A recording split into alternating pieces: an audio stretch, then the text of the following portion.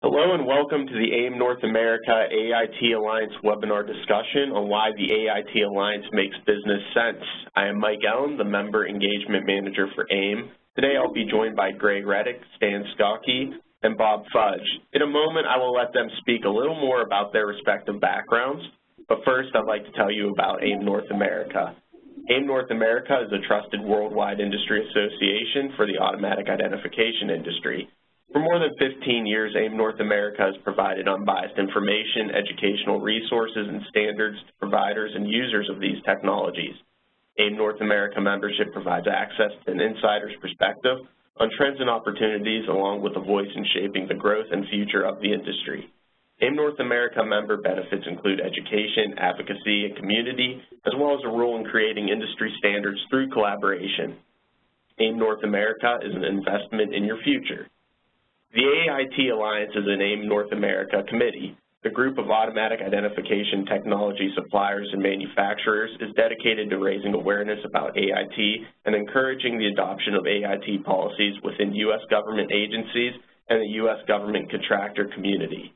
To begin, I would like our speakers to introduce themselves. So, Greg, I'd like to start with you. Yes, sir. I'm a long-time founding member of this AIT Suppliers Alliance,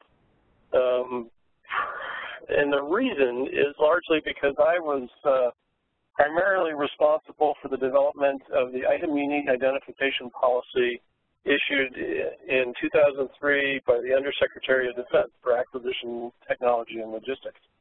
I'll talk about that a little bit more directly, but a career military officer, and no matter how hard I try, it appears I can't seem to get away from the subject, and see no reason to do that. So I'm here to try and help make things better. Great, thank you.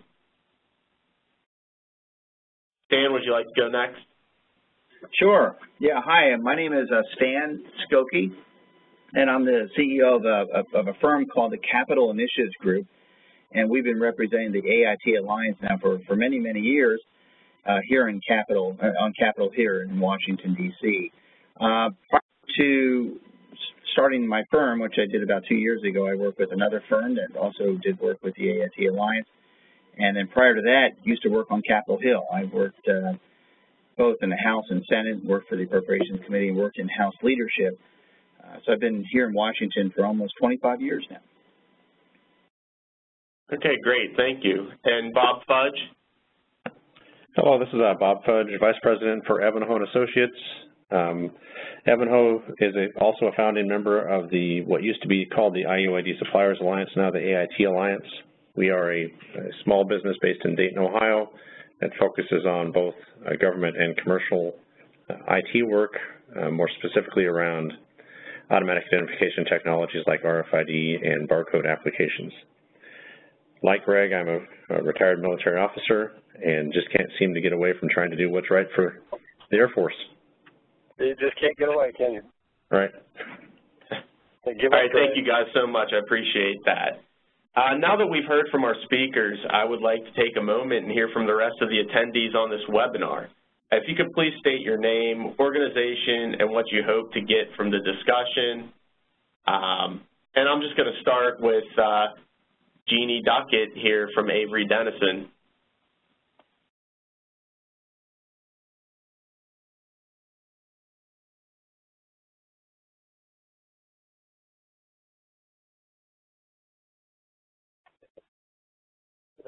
Terrible mute button.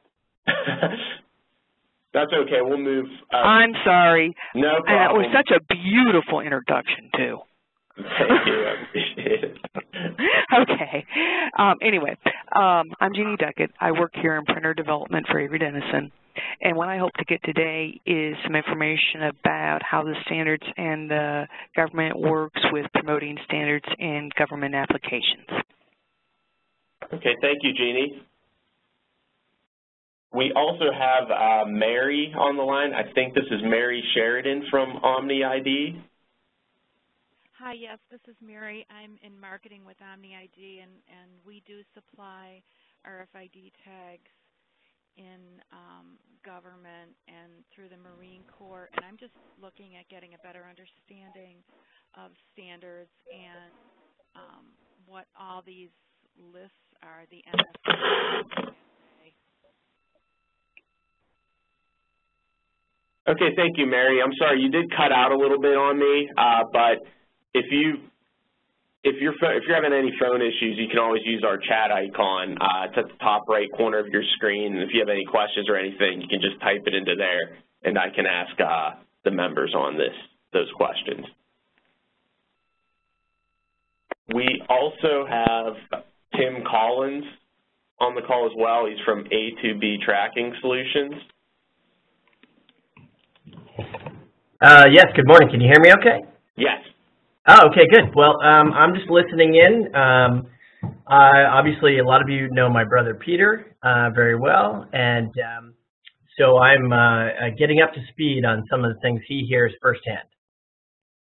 Okay, great. Thank you. Also on the call is Lonnie Spencer. And Lonnie's from Tomco Incorporated.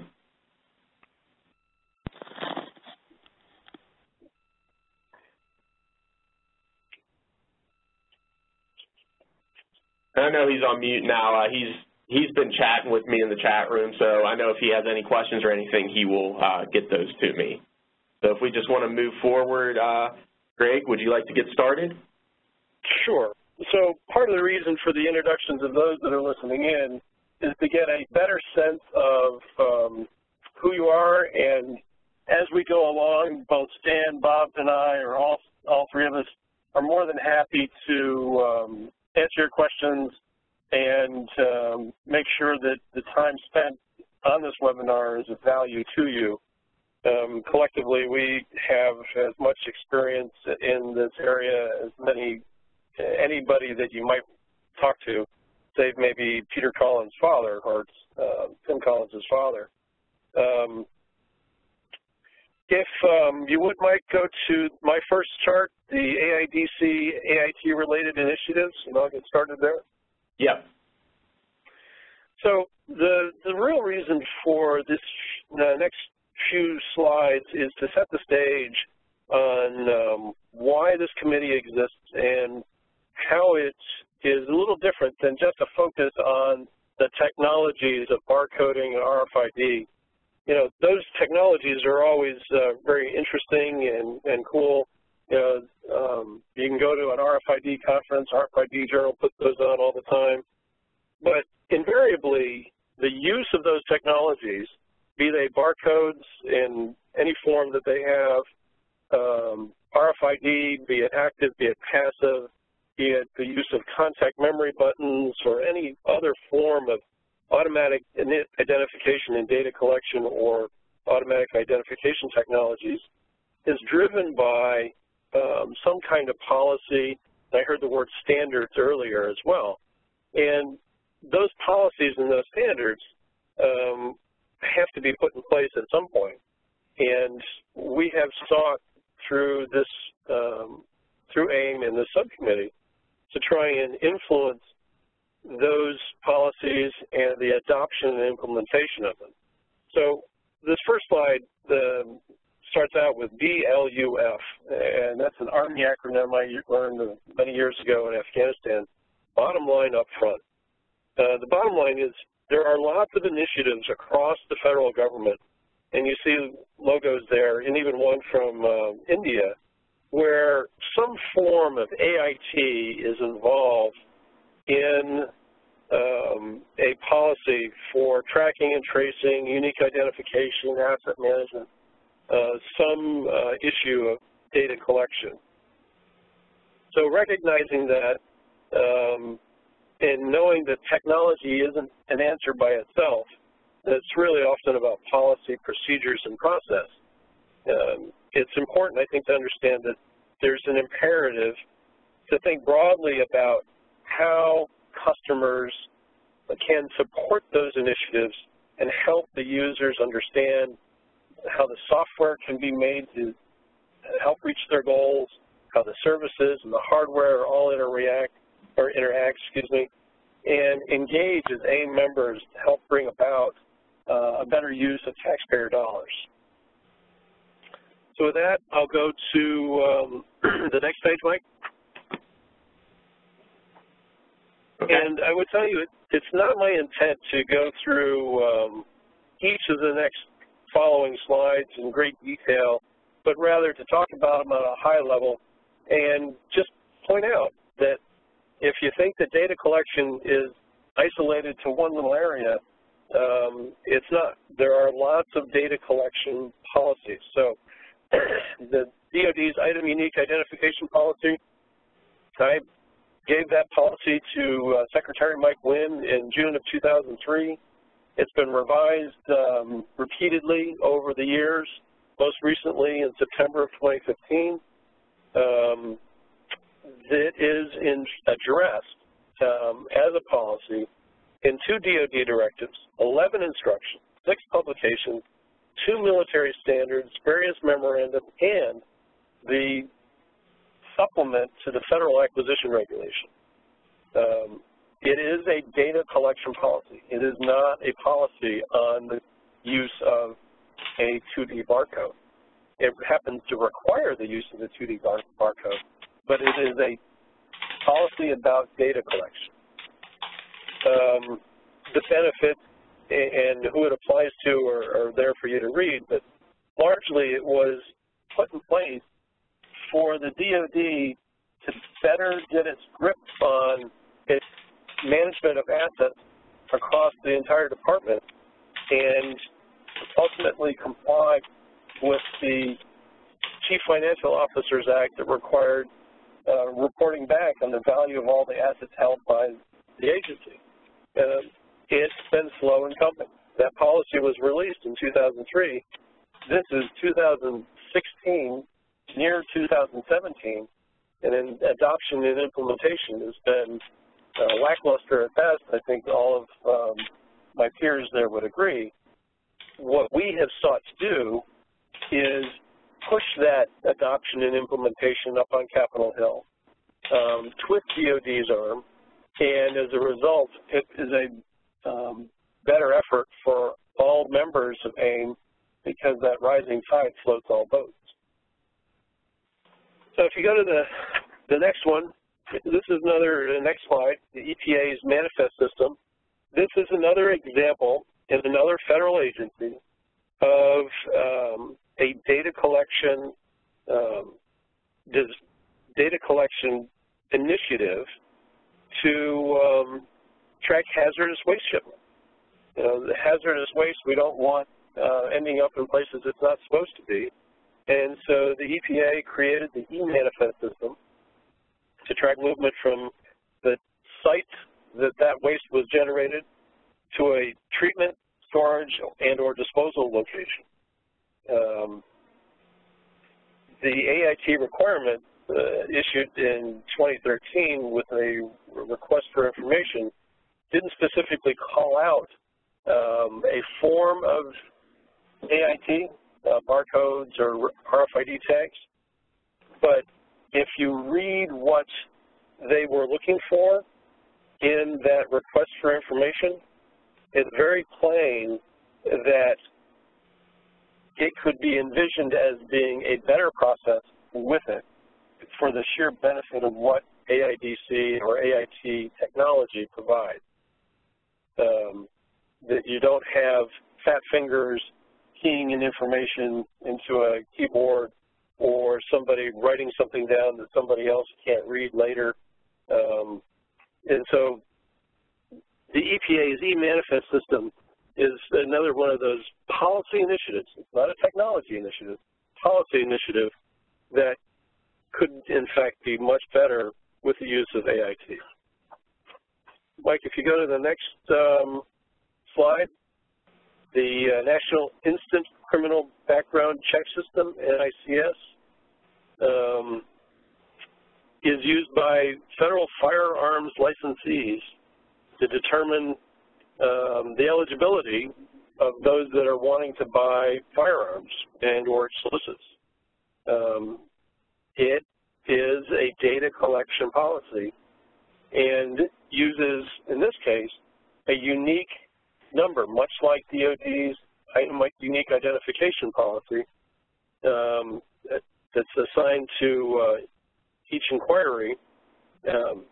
The data collection there, when you have 100 million plus checks made in the past decade, can only be improved and leveraged using AIT, AIDC. Again, it's not a technology issue so much as it is a policy issue. Next slide. The DLA's DNA authentication of electronic microcircuit. So the DLA, the Defense Logistics Agency, wanted some time ago to guarantee that electronic components would not be made counterfeited, or be counterfeited, excuse me. And they issued a policy that said that only this particular method for authentication of those electronic circuits was going to be used. The DNA authentication was issued in August of 2012. And from a policy, that might make sense at first glance, but for those of us that have been involved in it, in the business here for a while, it didn't make sense because it categorically excluded barcode, it categorically excluded RFID tags, and seemed an inappropriate use of the acquisition procedures in the FAR and the DFAR supplement, where the possibility might have existed that other technologies could have similarly brought about the same result being sought. From a committee standpoint, you know, this is an opportunity for us to say, hey, DLA, you're not being informed wisely in the issuance of your policy, and there's a whole slew of different ways that the results you're looking for can be realized. That goes to the middle bullet there, why sole source. They claim to have done extensive research and development using and testing the technology, yet if you look at that research, they did not think about how existing policy already in place, like IUID, and the use of other technologies could have been used to bring about the same result that they were looking for. It, in my mind, quite honestly, was a boondoggle for applied DNA sciences, and they were very benefited greatly from the issuance of that policy. And then the next slide is FDA's unique device identification. Much like DoD, the FDA wanted to require the designation of a unique identifier on certain medical items. You see the list there under applies to, in order to better track those things. The DoD policy already existed. We had already figured out how to put the onus of responsibility on the manufacturers without prescribing to them how they would mark their items.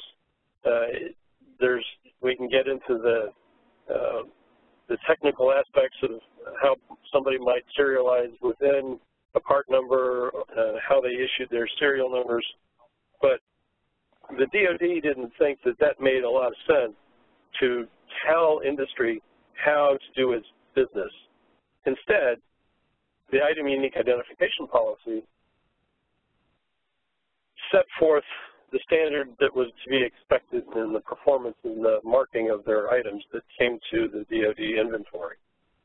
FDA took a different approach.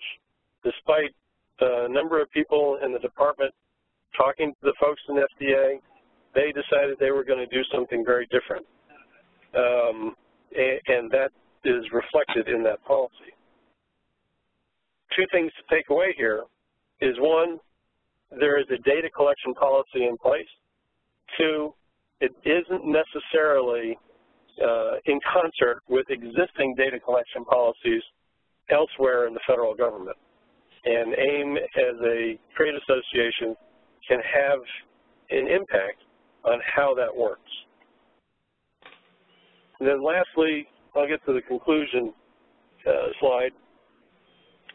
Data collection keeps evolving, and the ability to influence that evolution and its adoption and its implementation, I think, is really the big reason why this committee exists and has existed for as long as it has. And the example that I've used on that slide is the development of emerging VR codes from MIT, where an image is scanned, as you see there in that picture, and all of a sudden it takes you to a newsflash app or a web page or wherever that provides you more data. Greg, you're still on the old slide. I should be on the conclusion slide.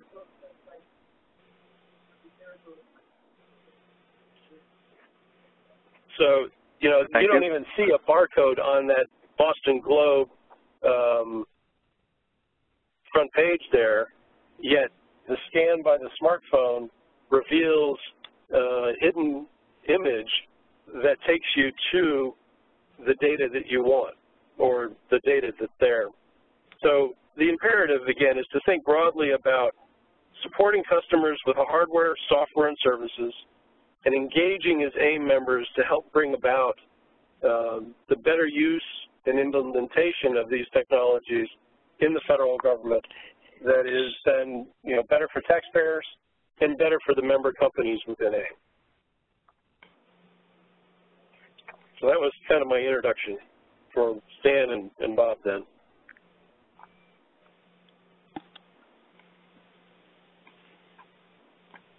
Right.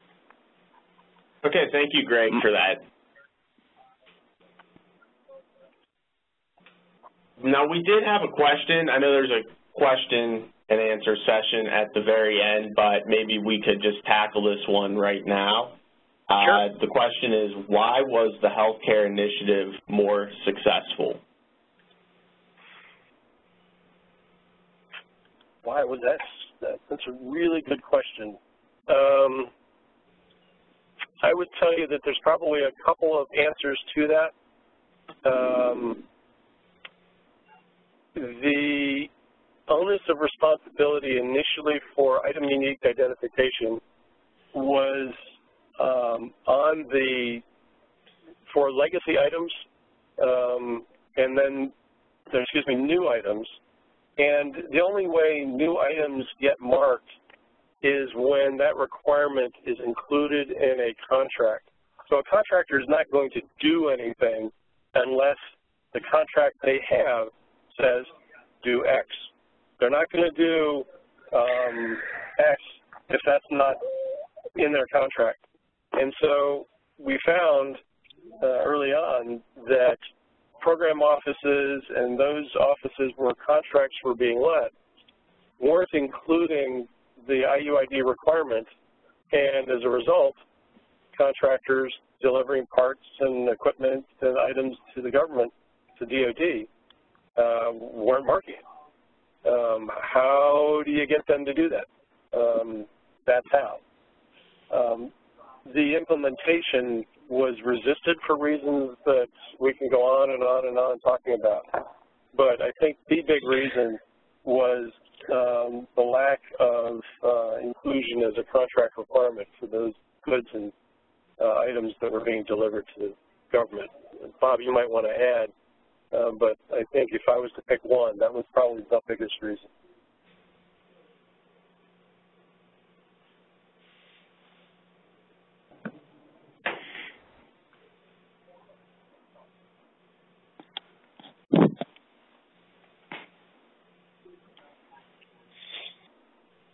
All right, and Stan, would you like to continue on? Sure. Happy to take on. Thank you, Greg. Mike, how much in terms of time? How are we doing? It is 11:30, so okay. I would say we have about 20 minutes, and then we want to do, a Q&A session as well. Okay. Yep. Gotcha. So I'm going to move kind of fast through some of the slides here, Mike. So, okay. But first of all, I want to thank everyone for giving us the opportunity here to talk to you today, and thank you for your interest. My portion of the discussion will focus on really enhancing business through government engagement and advocacy.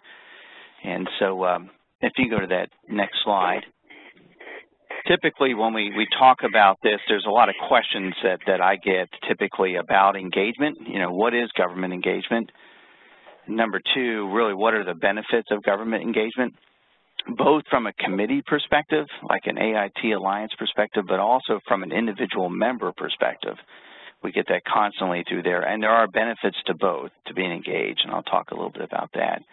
And, of course, the third bullet we're going to talk about is a little bit about how the AIT Alliance needs your assistance, and also try to map out a couple of ways that you can be involved in kind of an easy and a time-effective way, because we know you also have day-to-day jobs that you're responsible for, so we try to make this as very user-friendly as possible. So typically when we get into the next slide, if you could, Mike, before I can even talk about those 3 points, as usually I get a question periodically about, well, who can do government engagement? And basically the answer to that is everybody. And so you got advocacy groups that are out there that can be involved. You have trade associations that are involved, just like we are, AIM North America. Individual businesses can be engaged in engagement. You have think tanks and, of course, individuals. So bottom line is, everybody on this call, you can be engaged, and some of you, frankly, are already engaged. So we'd like to make sure that you can continue to do that. Next slide, please, if you could. Government engagement, basically, when I think about it, is really 3 fundamental areas. One is education, and number 2 is policy development, and the third arm of that really is advocacy.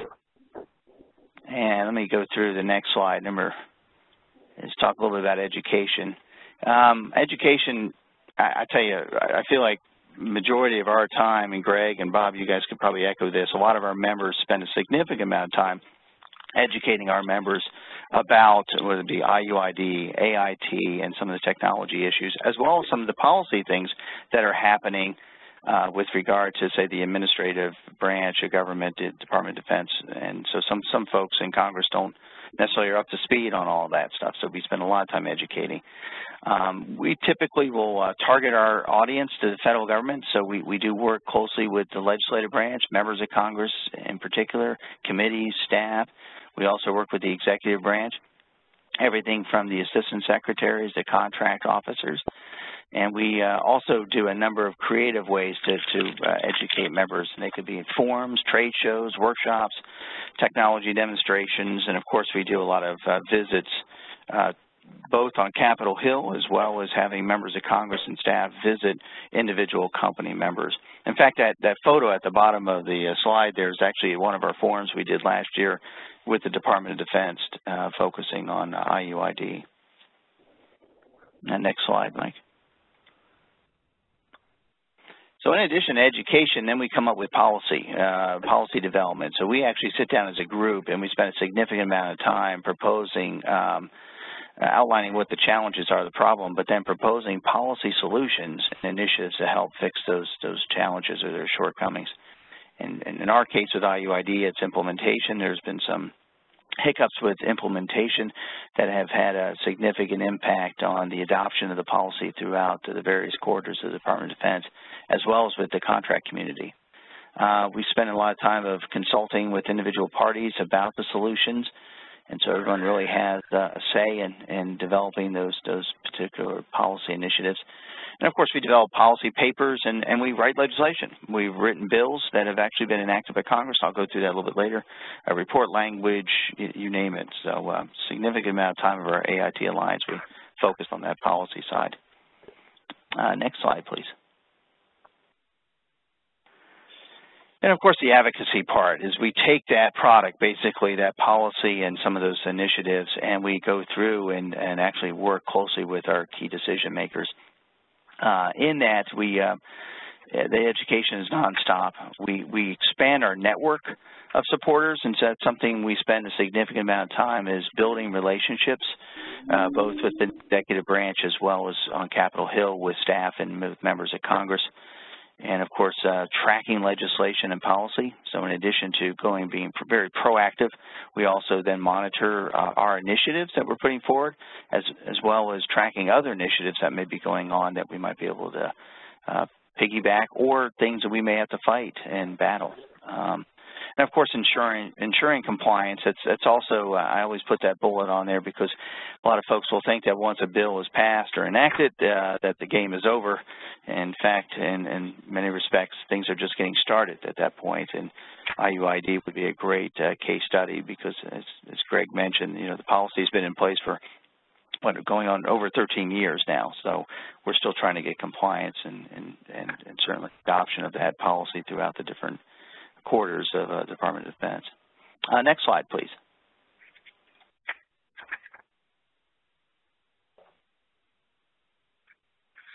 Well, while that slide's still on there, I'd be remiss to mention that that's Bob Fudge, by the way, meeting with Senator Sherrod Brown of Ohio. And, of course, we gave our AIT Alliance award to Senator Portman of Ohio.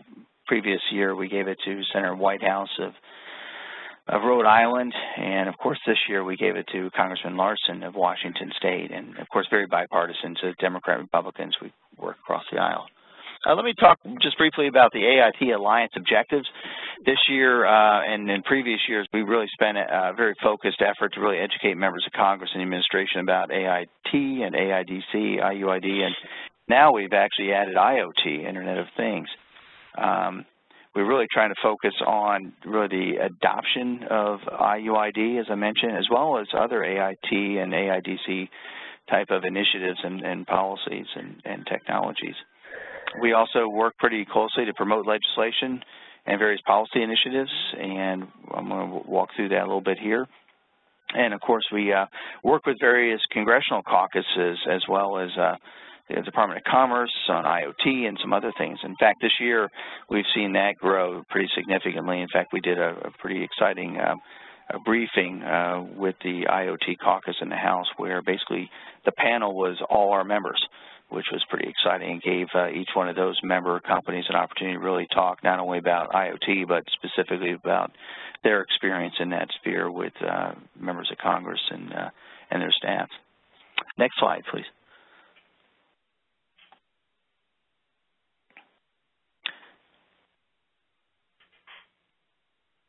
Yeah, Mike, you want to switch the slide there?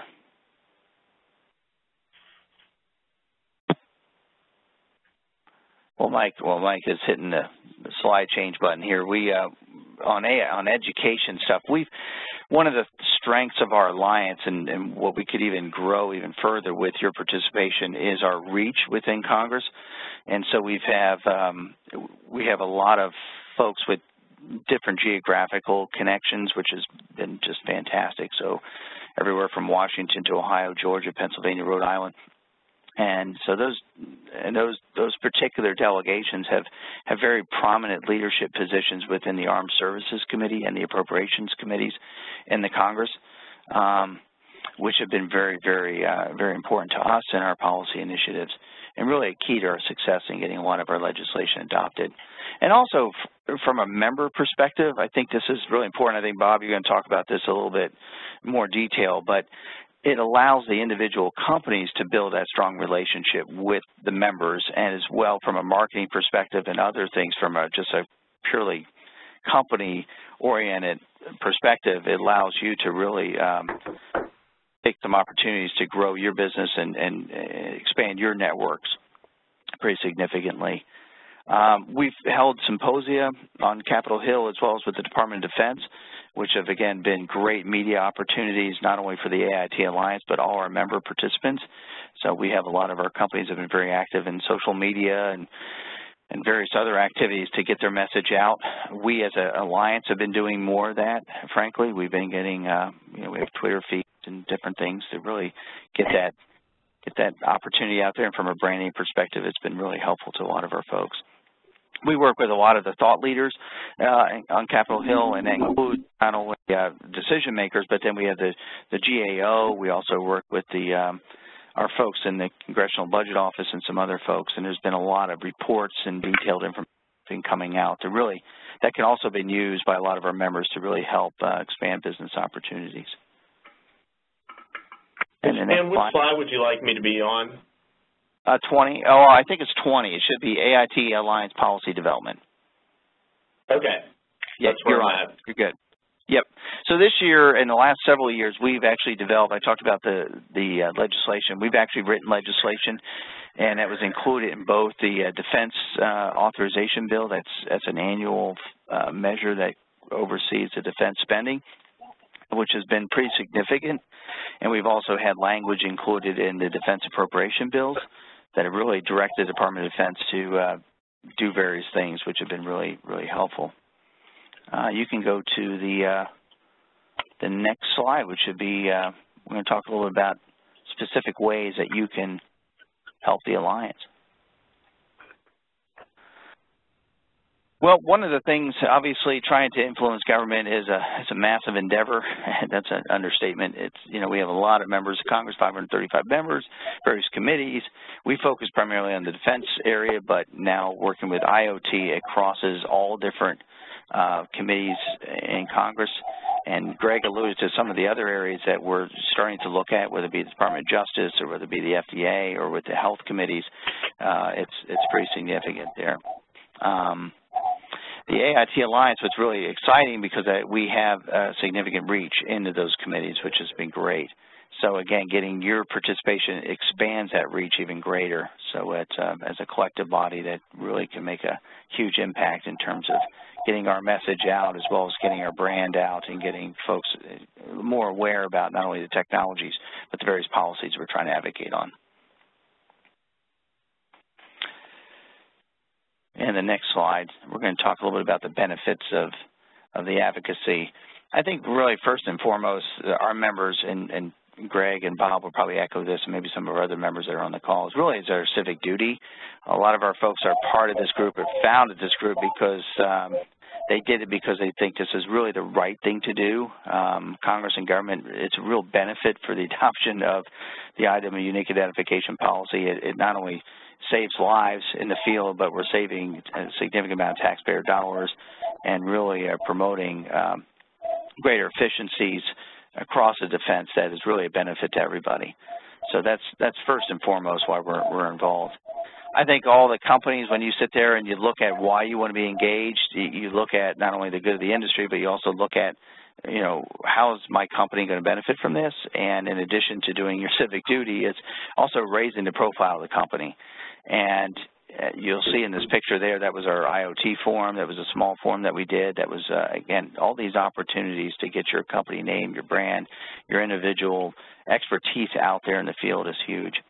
Of course, from a company and from an industry-wide, we're always looking at broadening that customer base and how do you expand your government business. And this is one way to really do that. And again, we don't only work with Congress, we work with the executive branch, but Congress works very closely in terms of funding those initiatives. So without the money, you're not going to have a lot of the contract vehicles. So we really try to work on both the policy side and as well as the money side to really make sure that there's a pot that, you know, you all can go out and compete and hopefully win different contracts. Stan, could I add something really quickly? Yes, please. So I'm Michael. I work with Stan. And I just wanted to share something that a congressional staffer shared with us when we met with them last or earlier this year. With regard to the AIT Alliance, he described it as the one group that has real success every year. And that was kind of amazing because, of course, they see hundreds, if not thousands, of groups. And it's basically because most of what we advocate for is basically good governance, bipartisan measures that lots of people agree with. But it just testifies to how members of Congress see us.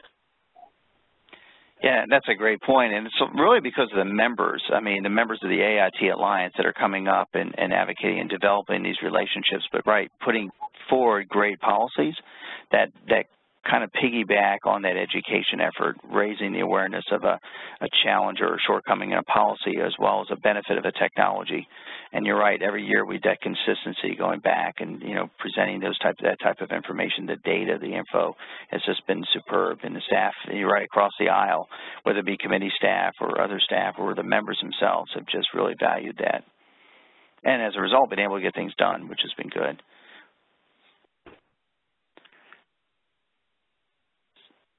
So our next slide, Michael, should be number 24 here.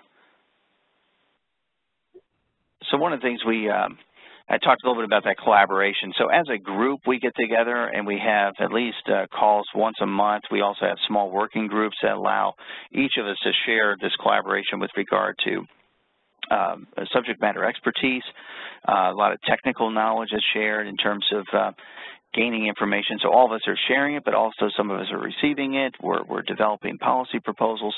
And those discussions have just been, I think, been very, very helpful. And I think for all our members involved, it just presents a great opportunity for that growth. And again, that network opportunity, it leads right to that marketing, networking, those opportunities within the industry, but also within government agencies. When you're sharing that expertise with the Department of Defense person or someone with the Army, the Air Force, or Marine Corps, so on and so forth, it's been really helpful, and that creates those opportunities. And again, segues right to those business opportunities. It just creates that more favorable atmosphere for the industry.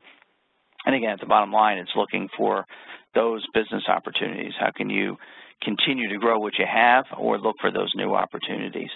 And so I think all of this is just it's a benefit, again, for the industry. And again, going back to that civic duty issue, it really goes back to doing the right thing for our service, for our warfighters that are out there. And Greg and Bob, you both wore the uniform. You know firsthand the value of that. But again, for us as an alliance, I think it really presents that unique opportunity.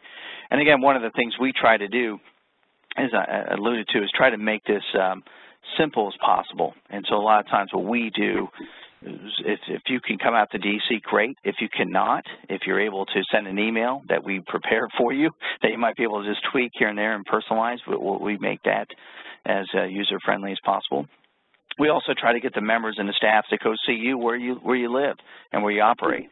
And so we've had a number of members that have company members. I'm talking about AIT Alliance members have said, listen, I may not be able to get to Washington, but man, I can bring folks here. And so we've had some great demonstrations of technologies within their particular offices. We've had showcases of like field trips out to various military bases or installations or government or corporate facilities where you're doing your work that you could showcase it. And we've had members of Congress do that as well as staffs and committee folks. So however you want to be involved, we can tailor it to you to get your full engagement. And Michael, I think that's it for us. So if there's any questions, happy to answer them now or maybe at the end of the overall presentation.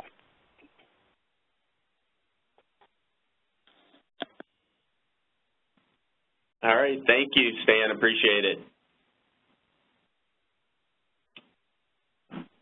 And next, we'll be having Bob Fudge speak.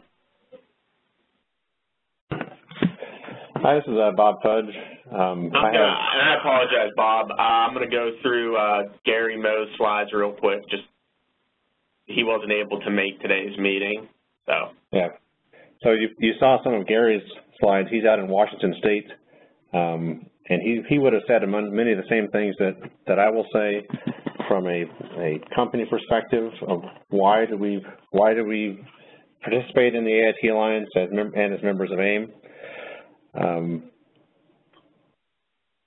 It really gives us an opportunity if you're in the business of selling to the government in IT and IT products and services. This is a great way to hopefully, and I think we've had some success in influencing policy decisions and even funding decisions to make investments in automatic identification technologies. So Stan hit pretty well on the education and advocacy. I'm the current chair of the AIT Alliance, and do it because it's a good government initiative. We hope to make some money with it. Obviously, that's why we're in business, is to make money. But if we can also do good things for the government, that's also a nice thing to come away with. It's a long-term investment. I'll caveat it with saying that if you're coming in for 1 year to be a member of the AIT Alliance because you think it's going to turn into an immediate cash cow, that's probably not a realistic expectation. Because we are educating both Department of Defense and federal agency members on the goodness of AIT, and the congressional folks on the goodness of AIT, and moving policy which drives execution and funding, it's not a quick process. If you've ever done work for the government, it's not a quick process. But in the long term, I think we as an alliance and as members of the alliance, as the experts in this area, stand to make money at some point when the policy is better adopted. So we've been very successful in working with Stan and his group. We've been very successful in actually getting things into the National Defense Authorization Act of 14, and pretty soon the FY17 NDAA.